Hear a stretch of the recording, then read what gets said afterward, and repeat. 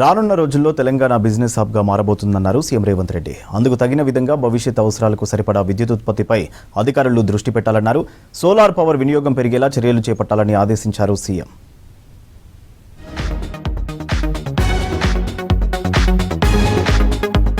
రైతులకు సోలార్ పంపు సెట్లను ఫ్రీగా అందించి వాళ్లను సోలార్ విద్యుత్ వైపు ప్రోత్సహించాలని అధికారులను ఆదేశించారు ముఖ్యమంత్రి రేవంత్ రెడ్డి. ఇందుకోసం నాగర్ కర్నూలు జిల్లా వంగూరు మండలంలోని కొండారెడ్డిపల్లిలో పైలట్ ప్రాజెక్టు చేపట్టాలన్నారు. సోలార్ పంపు సెట్లతో వచ్చే మిగులు విద్యుత్తో రైతులకు ఆదాయం వచ్చేలా ప్రణాళికలు సిద్ధం చేయాలని సూచించారు. హైదరాబాద్ జూబ్లీహిల్స్లోని నివాసంలో డిప్యూటీ సీఎం బట్టి విక్రమార్కతో కలిసి విద్యుత్ శాఖపై సమీక్ష చేశారు సీఎం రేవంత్. సోలార్ విద్యుత్ వినియోగం పెరిగేలా అధికారులు చర్యలు తీసుకోవాలన్నారు.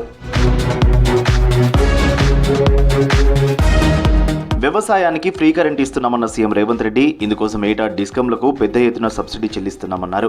రైతులకు ఫ్రీగా సోలార్ పంప్ సెట్లను అందజేస్తే వ్యవసాయానికి ఉచిత విద్యుత్ అందడంతో పాటు మిగులు విద్యుత్తో రైతులకు ఆదాయం వస్తుందన్నారు. అటవీ భూములతో పాటు వివిధ శాఖలకు సంబంధించి వినియోగంలో లేని భూముల్లో సోలార్ విద్యుత్ ఉత్పత్తికి చర్యలు తీసుకోవాలన్నారు. వంట గ్యాస్ కు బదులుగా సోలార్ పవర్ విధానాన్ని ప్రోత్సహించాలన్నారు. వీటిపై మహిళా సంఘాలకు శిక్షణ అందించి వారిని సోలార్ పవర్ బిజినెస్ వైపు ప్రోత్సహించాలని అధికారులను ఆదేశించారు సీఎం.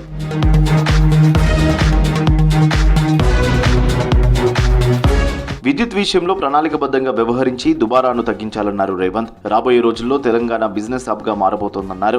భవిష్యత్ అవసరాలకు విద్యుత్ అందుబాటులో ఉండేలా చూడాలన్నారు. ఐటీ, ఇండస్ట్రియల్ శాఖల సమన్వయంతో యాక్షన్ ప్లాన్ సిద్ధం చేసుకోవాలని సూచించారు.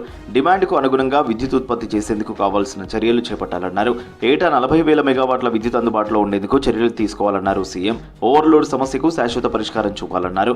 1 నిమిషం కూడా విద్యుత్ సరఫరాకు అంతరాయం ఉండొద్దన్నారు. వినియోగదారులకు 24 గంటల నాణ్యమైన విద్యుత్ సరఫరా చేయాలని ఆదేశించారు. సమావేశంలో ఎనర్జీ సెక్రటరీ రొనాల్డ్ రాస్, విద్యుత్ శాఖ ఉన్నతాధికారులు పాల్గొన్నారు.